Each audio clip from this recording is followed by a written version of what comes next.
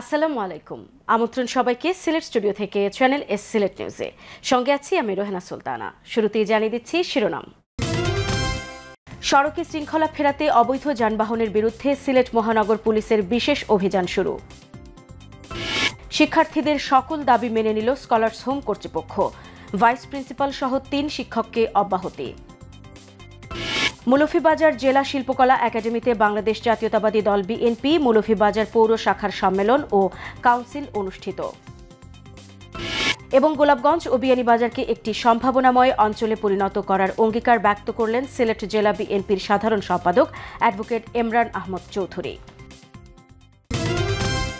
শুনছিলেন শিরোনাম, এবারে বিস্তারিত। সড়কে শৃঙ্খলা ফেরাতে অবৈধ যানবাহনের বিরুদ্ধে সিলেট মহানগর পুলিশের বিশেষ অভিযান শুরু হয়েছে। সোমবার সকাল ৮টা থেকে নগরীর 5টি গুরুত্বপূর্ণ পয়েন্টে একযোগে অভিযান পরিচালিত হয়। সকাল থেকেই মেন্দিবাগ, নায়রপুল, জিতুমিয়ার পয়েন্ট, রিকাবিবাজার এবং পাঠানটুলা এলাকায় পুলিশ সদস্যরা অবস্থান নিয়ে অবৈধ যানবাহনের বিরুদ্ধে তল্লাশি শুরু করেন। এ সময় সড়কে চলাচলকারী যানবাহনের কাগজপত্র ও ড্রাইভিং লাইসেন্স পরীক্ষা করা হয়। পুলিশ জানায়, অভিযান চলাকালীন 20টি অবৈধ যানবাহন আটক করা হয়েছে এবং এগুলো ডাম্পিংয়ে নেওয়া হয়েছে। অভিযানে সরাসরি অংশ নেন SMP commissioner Abdul Quddus Chowdhury, PPM. গণমাধ্যমের সঙ্গে আলাপকালে কমিশনার বলেন, নগরবাসীর ভোগান্তি কমানো, যানজট নিরসন এবং দুর্ঘটনা রোধই এই অভিযানের মূল উদ্দেশ্য। অবৈধ যানবাহন সরাতে আমরা আগেই সময় দিয়েছি, মাইকিংও করেছি। এরপরও যারা নির্দেশনা মানছে না তাদের বিরুদ্ধে কঠোর আইনানুগ ব্যবস্থা নেওয়া হচ্ছে। এসএমপি জানিয়েছে, এই অভিযান নগরীর যানজট ও সড়ক দুর্ঘটনা কমানোতে দীর্ঘমেয়াদী প্রভাব ফেলবে এবং শহরের সড়কে শৃঙ্খলা ফেরানোর লক্ষ্যে অভিযান চলমান থাকবে। বাস, ট্রাক সহ পরিবহন মালিক সমিতি, শ্রমিক সংগঠন যারা, তাদের সাথে কথা বলেছি।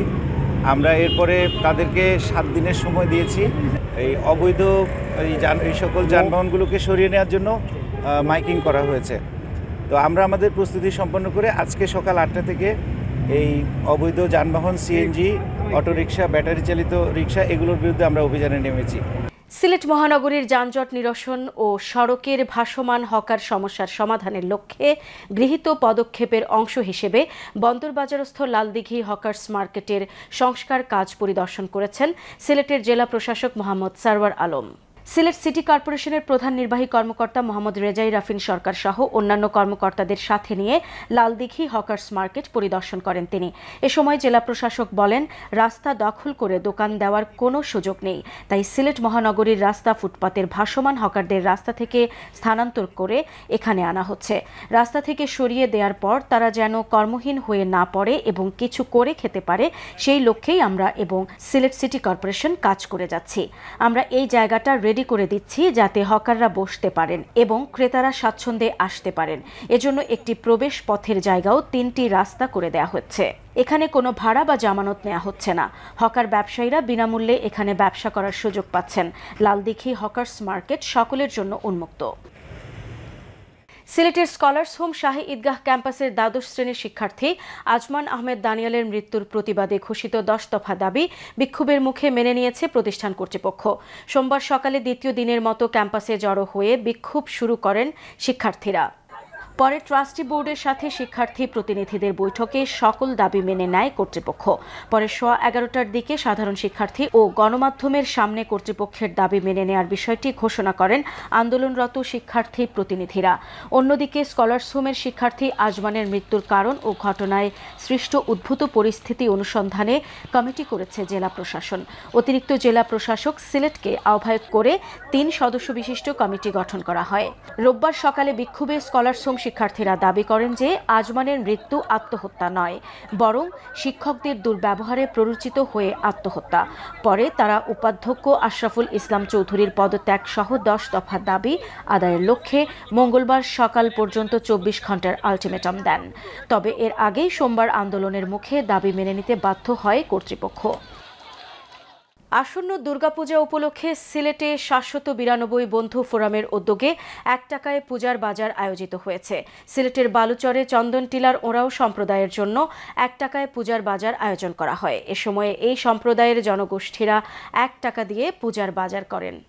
এক টাকায় পূজার বাজারে নারী পুরুষদের জন্য ছিল শাড়ি, পাঞ্জাবি ও ধুতি, আর বিনামূল্যে শিশুদের জন্য ছিল স্কুল ড্রেস, শিক্ষা সামগ্রী সহ নানা উপকরণ। এক টাকায় বাজার করতে পেরে খুশি সুবিধাবঞ্চিত ওরাও সম্প্রদায়ের নানা বয়সী পুরুষ, নারী ও তাদের সন্তানেরা। তারা বলেন, দ্রব্যমূল্যের ঊর্ধ্বগতির বাজারে পূজার কেনাকাটা নিয়ে কোনো পরিকল্পনাই ছিল না তাদের। পরিবারের সদস্যদের জন্য পূজায় নতুন কাপড় কেনা অনেকটাই অনিশ্চিত ছিল। এমন অবস্থায় এক টাকায় পূজার বাজার করতে পেরে আনন্দ প্রকাশ করেন তারা। আয়োজকেরা বলেন, ওরাও সম্প্রদায়ের সমাজের একেবারেই অবহেলিত জনগোষ্ঠী। পূজা পার্বণে নতুন কাপড় কেনার সামর্থ্য তাদের থাকে না, তাই তাদের জন্য এমন উদ্যোগ নেওয়া হয়েছে। পাশাপাশি সমাজের বিত্তবানদেরও এগিয়ে আসার আহ্বান জানান তারা। সিলেট নিউজে নিয়ে নিচ্ছি ছোট্ট একটা বিরতি। আমাদের সঙ্গেই থাকুন। ফিরে এসে অন্যান্য খবরের সাথে আরও যা থাকছে। মৌলভীবাজার জেলা শিল্পকলা একাডেমিতে বাংলাদেশ জাতীয়তাবাদী দল বিএনপি মৌলভীবাজার পৌর শাখার সম্মেলন ও কাউন্সিল অনুষ্ঠিত এবং গোলাপগঞ্জ ও বিয়ানীবাজারকে একটি সম্ভাবনাময় অঞ্চলে পরিণত করার অঙ্গীকার ব্যক্ত করলেন সিলেট জেলা বিএনপির সাধারণ সম্পাদক অ্যাডভোকেট ইমরান আহমদ চৌধুরী।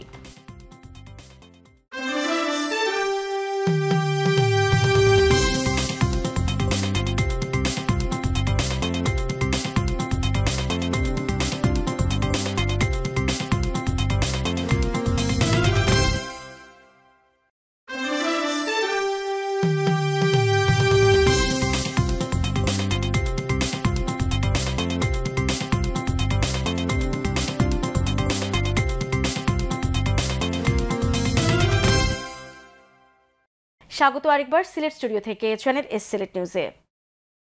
মৌলভীবাজার জেলা শিল্পকলা একাডেমিতে বাংলাদেশ জাতীয়তাবাদী দল বিএনপি মৌলভীবাজার পৌর শাখার সম্মেলন ও কাউন্সিল 2025 অনুষ্ঠিত হয়েছে। বিস্তারিত জানাচ্ছেন আমাদের মৌলভীবাজারের head of news Khaled Chowdhury. ক্যামেরায় ছিলেন অশ্বিনী সিনহা।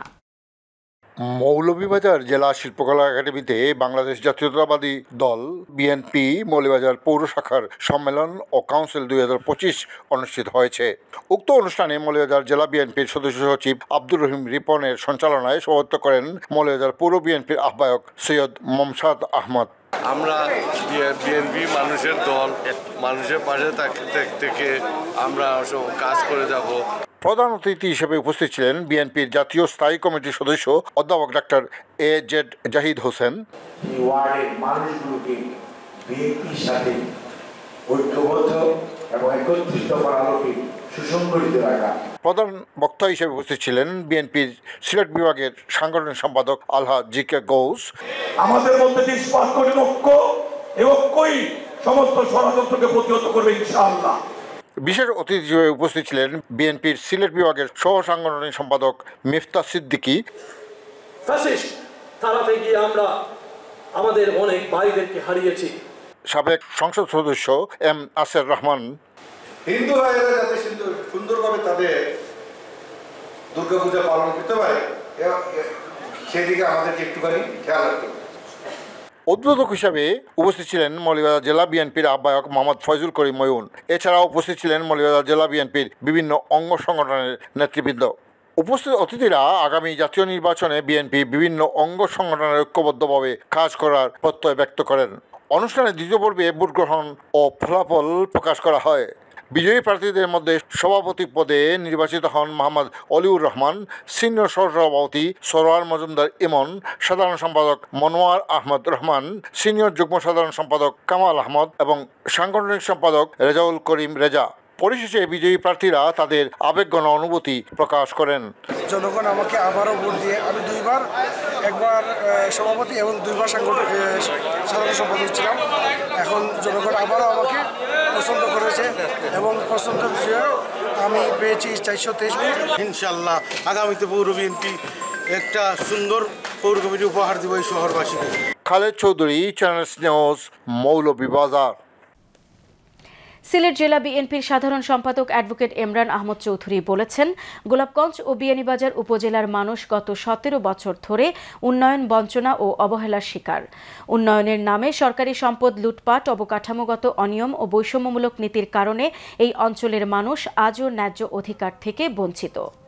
তিনি বলেন, স্থানীয় সম্পদ ও মানব সম্পদকে কাজে লাগিয়ে গোলাপগঞ্জ ও বিয়ানীবাজারকে একটি সম্ভাবনাময় অঞ্চলে পরিণত করাই আমার অঙ্গীকার। গোলাপগঞ্জ উপজেলা সদরে গোলাপগঞ্জ উপজেলা বিএনপি অঙ্গ ও সহযোগী সংগঠনের উদ্যোগে বিএনপির ভারপ্রাপ্ত চেয়ারম্যান তারেক রহমান ঘোষিত রাষ্ট্র কাঠামো মেরামতের ৩১ দফা বাস্তবায়নের লক্ষ্যে লিফলেট বিতরণ পরবর্তী গণমিছিল শেষে সংক্ষিপ্ত সমাবেশে প্রধান অতিথির বক্তব্যে তিনি এসব কথা বলেন। গোলাপগঞ্জ পৌর বিএনপির সভাপতি মুশফিকুর রহমান মহির সভাপতিত্বে ও উপজেলা বিএনপির সাধারণ সম্পাদক মনিরুজ্জামান উজ্জ্বলের সঞ্চালনায় সমাবেশে উপস্থিত ছিলেন জেলা বিএনপির উপদেষ্টা মহিউসুন্নাহ নার্জিস, যুগ্ম সম্পাদক মামুনুর রশিদ মামুন, জেলা বিএনপির সহ মানবাধিকার বিষয়ক সম্পাদক মিনহাজ উদ্দিন চৌধুরী, উপজেলা বিএনপির সহ সভাপতি নজরুল ইসলাম, সদর ইউনিয়ন বিএনপির সভাপতি কামরুল ইসলাম চৌধুরী, সাধারণ সম্পাদক আইনুল ইসলাম রেকল, ৩ নম্বর ফুলবাড়ী ইউনিয়ন বিএনপির সভাপতি আতাউর রহমান আতা, সাধারণ সম্পাদক এম মামুন, বাঘা ইউনিয়ন বিএনপির সভাপতি নজরুল ইসলাম কলিম, সাধারণ সম্পাদক কামরুল ইসলাম, সাংগঠনিক সম্পাদক জাহাঙ্গীর আহমদ সহ আরও অনেকে। সিলেটের জেলা প্রশাসক এমএজি ওসমানী মেডিকেল কলেজ হাসপাতাল পরিদর্শন করেছেন। এ সময় তিনি হাসপাতালের বিভিন্ন ওয়ার্ড, ল্যাবরেটরি ও শাখা ঘুরে দেখেন এবং রোগীদের খোঁজ খবর নেন। পরিদর্শন শেষে জেলা প্রশাসক হাসপাতালের পরিচালক সহ সংশ্লিষ্ট কর্মকর্তাদের সঙ্গে বৈঠক করেন। তিনি বলেন, আমরা সম্মিলিতভাবে বসে হাসপাতালের নানা সমস্যা নিয়ে আলোচনা করেছি। সব সমস্যাকে চিহ্নিত করে এই হাসপাতালকে আরও উন্নত করার চেষ্টা করা হবে। জেলা প্রশাসক আরও বলেন, হাসপাতালে দালালের উৎপাত সহ বিভিন্ন সমস্যার সমাধানে কঠোর ব্যবস্থা নেওয়া হবে। দালালরা যাতে এখানে প্রবেশ করতে না পারে সে বিষয়ে কঠোর নজরদারি থাকবে। পাশাপাশি পরিষ্কার পরিচ্ছন্নতা, ভর্তি সমস্যা, অ্যাম্বুলেন্স সেবা এবং ওষুধ সংকট সহ সব ধরনের সমস্যার সমাধানে কার্যকর পদক্ষেপ নেওয়া হবে। হাসপাতালের চিকিৎসক ও কর্মকর্তারা জেলা প্রশাসকের সঙ্গে ছিলেন এবং তারা হাসপাতালের সার্বিক উন্নয়নে সর্বাত্মক সহযোগিতার আশ্বাস দেন। এখানে পরিচালক মহোদয় আছেন এবং আমাদের সিভিল সার্জন মহোদয় ছিলেন এবং এই হাসপাতালের সাবেক পরিচালক। আমরা প্রায় কয়েকদিনই বসছিলাম এই হাসপাতালের সেবাটাকে কীভাবে আরও উন্নত করা যায় সেটা নিয়ে একটু আমরা কাজ করছি আর কি। তো এখানে কয়েকটা চ্যালেঞ্জ আছে। প্রথমত হচ্ছে আসলে এটা 900 বেডের হাসপাতাল হলেও অরিজিনাল এটা ক্যাপাবিলিটি হচ্ছে মাত্র 500 বেড, এক নম্বর। কিন্তু রুগী থাকে প্রতিদিন 2,500 থেকে 3,000। আজকে কিন্তু 797 জন রুগী ভর্তি আছে এটা। তো এই যে প্রায় 3 গুণ বা 4 গুণ অতিরিক্ত রুগী মানে সামলানো, এটা খুব ডিফিকাল্ট, খুব চ্যালেঞ্জিং জব।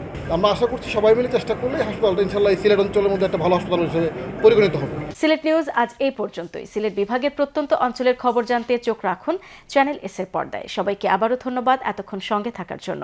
আল্লাহ হাফেজ।